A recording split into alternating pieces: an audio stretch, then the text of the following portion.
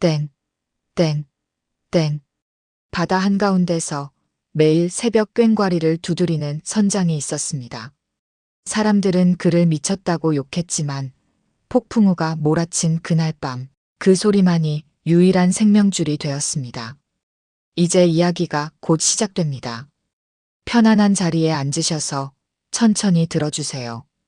이야기가 시작되기 전 구독과 좋아요도 꼭 눌러주세요. 여러분의 오늘 하루에 행복이 가득하시길 바라겠습니다. 새벽 4시 깜깜한 바다 한가운데였습니다. 칠흑 같은 어둠 속에서 작은 어선 한 척이 홀로 떠 있었습니다. 배 위에는 60대 초반의 남자가 서 있었습니다. 그의 이름은 장세훈. 이 항구에서 30년 넘게 배를 몰아온 선장이었습니다. 장세훈은 손에 든 꽹과리를 천천히 들어 올렸습니다. 그리고 힘껏 쳤습니다. 땡, 땡, 땡. 금속성 소리가 바다 위로 울려 퍼졌습니다. 파도와 바람이 그 소리를 실어 날랐습니다. 멀리 항구에서는 다른 어선들이 조업 준비를 하고 있었습니다. 그때 꽹과리 소리가 들려왔습니다. 또 시작이네. 한 어부가 인상을 찌푸리며 말했습니다. 저 미친놈이 또 소리를 지르네. 아침부터 귀에 거슬려 죽겠어. 저 소리 때문에 고기가 다 도망가잖아. 어부들의 불평이 이어졌습니다. 하지만 장세훈은 아랑곳하지 않았습니다. 그는 계속해서 꽹과리를 쳤습니다. 해가 떠오르기 시작했습니다. 장세훈은 그제야 꽹과리를 내려놓았습니다. 그의 손은 떨리고 있었습니다. 오늘도 아무 소리도 들리지 않았다. 장세훈은 작게 중얼거렸습니다. 장세훈이 항구로 돌아왔을 때 어부들이 기다리고 있었습니다. 그들의 얼굴에는 분노가 가득했습니다. 장 선장, 한 어부가 소리쳤습니다. 도대체 언제까지 저 짓을 할 거요? 당신 때문에 우리가 고기를 못 잡잖소. 장세훈은 고개를 숙였습니다. 죄송합니다. 그는 짧게 말했습니다. 죄송하다고 해서 되는 문제요? 다른 어부가 다가왔습니다. 우리도 먹고 살아야 한다고. 항구 한쪽에서 이 광경을 지켜보는 사람이 있었습니다. 오태식 항구 근처에서 국밥집을 운영하는 40대 후반의 남자였습니다. 오태식은 천천히 다가가 어부들에게 말했습니다. 이보시오. 너무 몰아붙이지 마시오. 장 선장님도 이유가 있어서 그러시는 거 아니겠소? 이유? 한 어부가 비웃었습니다. 무슨 이유로 매일 아침 저런 소란을 피우는데? 장세훈이 먼저 입을 열었습니다. 제가 잘못했습니다. 앞으로 조심하겠습니다. 그는 그렇게 말하고는 천천히 자리를 떠났습니다. 오태식은 그 뒷모습을 바라보며 중얼거렸습니다.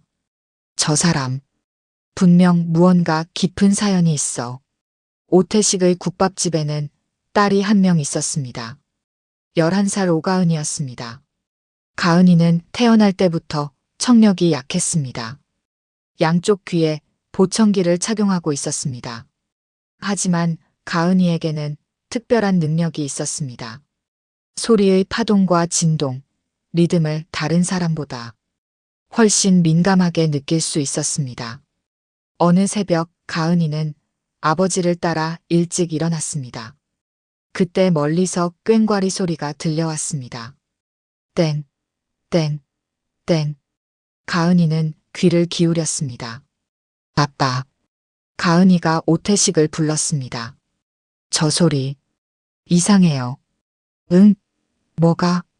오태식이 물었습니다. 저건 그냥 아무렇게나 치는 소리가 아니에요. 가은이는 진지하게 말했습니다.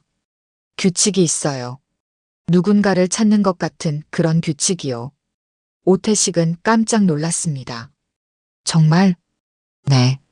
가은이는 고개를 끄덕였습니다. 저 아저씨는 고기를 쫓으려고 치는 게 아니에요. 누군가의 소리를 찾으려고 치는 거예요. 다음 날 오후 오태식과 가은이는 장세훈의 집을 찾아갔습니다. 집안은 깨끗했지만 쓸쓸했습니다. 벽에는 오래된 사진 한 장만 걸려 있었습니다. 가은이는 그 사진을 바라봤습니다. 젊은 장세훈과 아내, 그리고 어린 아들이 함께 웃고 있는 사진이었습니다. 가은이가 조심스럽게 입을 열었습니다. 아저씨 매일 새벽 꽹과리 치시잖아요. 장세훈의 얼굴이 굳었습니다. 아저씨는 고기를 쫓으려고 치는 게 아니죠? 가은이가 말했습니다. 누군가를 찾으려고 치는 거예요. 맞죠? 장세훈은 깜짝 놀란 표정으로 가은이를 바라봤습니다. 그의 손이 미세하게 떨렸습니다. 저는 소리의 진동을 느낄 수 있어요. 가은이가 설명했습니다. 아저씨 소리는 규칙적이에요. 그건 신호예요. 장세훈의 눈가가 붉어졌습니다. 한참의 침묵이 흘렀습니다. 장세훈은 천천히 입을 열었습니다.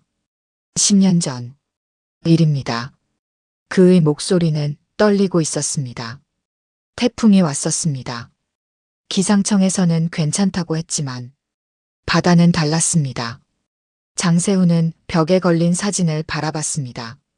제 아내와 아들이 작은 배를 타고 나갔습니다. 저는 큰 배로 조업을 나가 있었고 그의 목소리가 끊겼습니다. 연락이 끊겼습니다. 무전도 안 되고 전화도 안 되고 저는 미친 듯이 바다를 뒤졌습니다. 그때 소리를 들었습니다. 장세훈의 손이 주먹을 쥐었습니다. 금속이 부딪히는 소리. 아주 약하게 멀리서. 제가 그쪽으로 갔을 때 그의 목소리가 흔들렸습니다. 아무것도 없었습니다. 그 소리는 금방 사라졌고 파도 소리에 묻혀버렸습니다. 구조대가 왔을 때는 이미 너무 늦었습니다. 제가 그 소리를 더 빨리 찾았더라면. 오태식이 조용히 물었습니다. 그래서 매일 새벽 꽹과리를 치시는 겁니까? 장세훈이 고개를 끄덕였습니다. 바다 어딘가에 혹시 모를 누군가가 도움을 청하고 있을지도 모릅니다. 그 작은 소리를 놓치고 싶지 않습니다.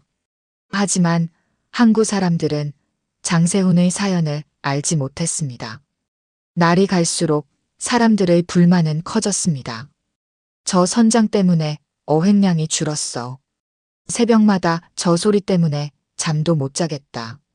어부 모임에서는 장세훈을 항구에서 내쫓자는 이야기까지 나왔습니다. 장세훈은 이 모든 것을 알고 있었습니다. 하지만 멈출 수 없었습니다. 다음 날도 그 다음 날도 그는 새벽마다 바다로 나갔습니다. 그의 청력은 점점 더 나빠졌습니다. 매일 강한 금속음에 노출되어 귓속이 손상되고 있었습니다. 의사는 경고했습니다. 계속 이러시면 청력을 완전히 잃을 수도 있습니다. 하지만 장세훈은 개의치 않았습니다. 내 귀가 잃어도 누군가의 목숨을 살릴 수 있다면. 9월 말 기상청에서 태풍 경보가 내려졌습니다. 중형 태풍이 북상하고 있다는 소식이었습니다. 하지만 관광 선박 몇 척은 마지막 운항을 강행했습니다. 기상청 예보를 보니까 저녁에나 오잖아. 오후까지는 괜찮을 거야. 장세훈은 불안한 마음으로 하늘을 바라봤습니다. 이건 예보보다 빨리 올 것 같은데. 그때 항구에서 한 어부가 장세훈을 보며 비웃었습니다. 오늘은 꽹과리 안 치나? 오태식이 장세훈에게 다가왔습니다. 선장님, 오늘은 집에 계세요. 태풍이 오는데 위험합니다. 장세훈이 고개를 저었습니다. 오늘 같은 날일수록 더 필요할지도 모릅니다. 태풍이 오면 사고가 납니다. 누군가는 분명 도움이 필요할 겁니다. 예상보다 훨씬 빨리 태풍이 몰아쳤습니다. 오후 4시 갑자기 하늘이 어두워지더니 거센 바람이 불어닥쳤습니다. 그때 무전기에서 다급한 목소리가 들렸습니다. 구조 요청, 구조 요청. 관광선박 해소로 파도에 휩쓸려 뒤집혔습니다. 항구는 순식간에 아수라장이 되었습니다. 해경이 출동했지만 파도가 너무 거셌습니다. 위치 파악이 안 됩니다. 무전 신호가 약해서 정확한 좌표를 모르겠습니다. 그때였습니다. 멀리 바다 쪽에서 희미한 불빛이 보였습니다. 작은 어선 한 척이 폭풍을 뚫고 나아가고 있었습니다. 저건 장선장 배 아냐? 한 어부가 외쳤습니다. 장세훈은 폭풍우 속에서 배를 몰고 있었습니다. 파도가 거세게 배를 흔들었습니다. 그는 꽹과리를 꺼내 들었습니다. 그리고 힘껏 쳤습니다. 땡, 땡, 땡. 금속 소리가 폭풍을 뚫고 울려 퍼졌습니다. 파도 소리보다 더 강하게, 바람 소리보다 더 멀리, 바다 어딘가에서 뒤집힌 배에 매달려 있던 사람들이 그 소리를 들었습니다. 저게 뭐야? 꽹과리 소리. 저쪽이다. 육지의 구조대도 그 소리를 들었습니다. 저 금속음이 들리십니까? 저쪽 방향으로 이동하세요. 장세훈은 계속 꽹과리를 쳤습니다.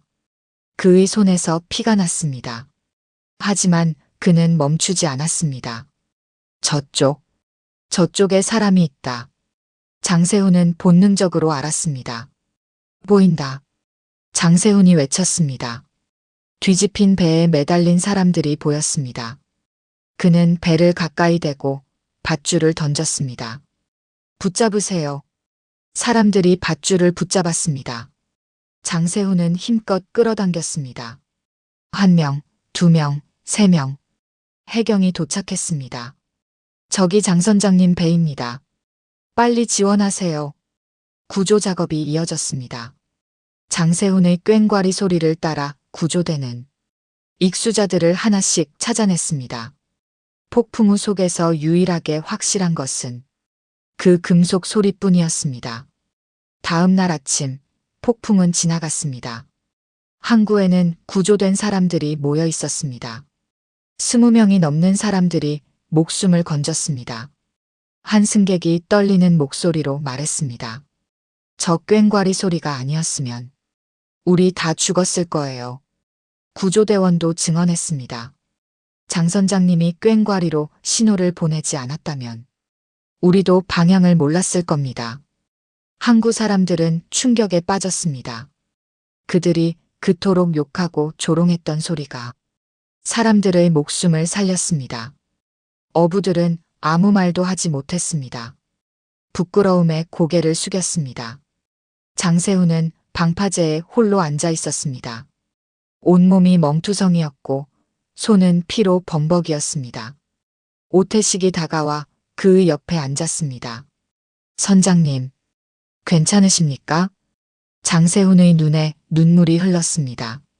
10년 전에는 구하지 못했습니다, 제 가족을. 하지만 오늘은 구할 수 있었습니다. 가은이가 달려왔습니다. 그녀는 장세훈의 손을 잡았습니다. 아저씨 소리는 정말 누군가를 살렸어요. 그러니까 이제 아저씨 마음도 조금은 살았으면 좋겠어요. 장세훈은 처음으로 소리내어 울었습니다. 10년 동안 꼭 참았던 눈물이 터져나왔습니다. 항구 사람들이 하나둘 다가왔습니다. 선장님, 한 어부가 입을 열었습니다. 저희가 정말 죄송합니다. 당신이 왜 그 꽹과리를 쳤는지 이제야 알겠습니다. 장세훈은 그들을 바라보며 고개를 저었습니다. 아닙니다. 여러분은 잘못이 없습니다. 그 후로 항구는 변했습니다. 사람들은 더 이상 장세훈의 꽹과리 소리를 싫어하지 않았습니다. 오히려 그 소리는 항구의 상징이 되었습니다. 안전과 희망의 소리, 누군가를 잊지 않고 찾는 사람의 소리. 장세훈은 여전히 매일 새벽 바다로 나갔습니다. 하지만 이제는 혼자가 아니었습니다. 오태식과 가은이가 함께 했습니다. 선장님, 혼자 감당하실 필요 없습니다. 오태식이 말했습니다. 우리가 함께 하겠습니다.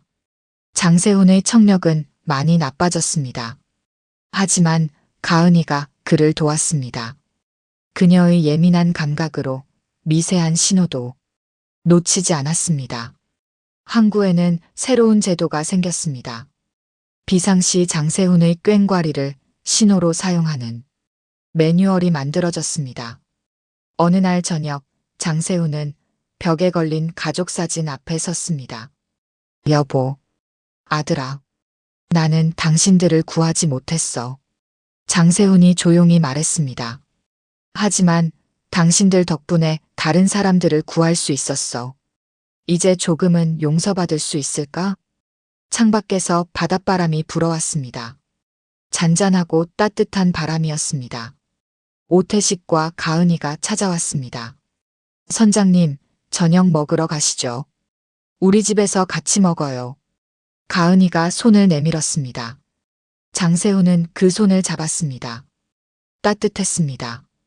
그는 더 이상 혼자가 아니었습니다. 상실의 아픔은 여전했지만 그 아픔을 나눌 사람들이 생겼습니다. 바다는 여전히 거기 있었습니다. 때로는 거칠고 때로는 잔잔하게. 하지만 그 위에서 울리는 꽹과리 소리는 이제 누구에게도 소음이 아니었습니다. 그것은 생명을 지키는 소리였고 희망을 전하는 소리였고 사랑을 기억하는 소리였습니다. 오늘 준비한 이야기는 여기까지입니다. 고통 속에서 반복되는 행동은 때때로 누군가를 살리기 위한 준비일 때가 있습니다. 오늘 이야기에 등장했던 인물들에게 하고 싶은 말이 있으시다면 댓글로 남겨주세요. 오늘도 많이 웃으시고 건강하세요. 다음에 더 좋은 이야기로 찾아뵙겠습니다. 감사합니다.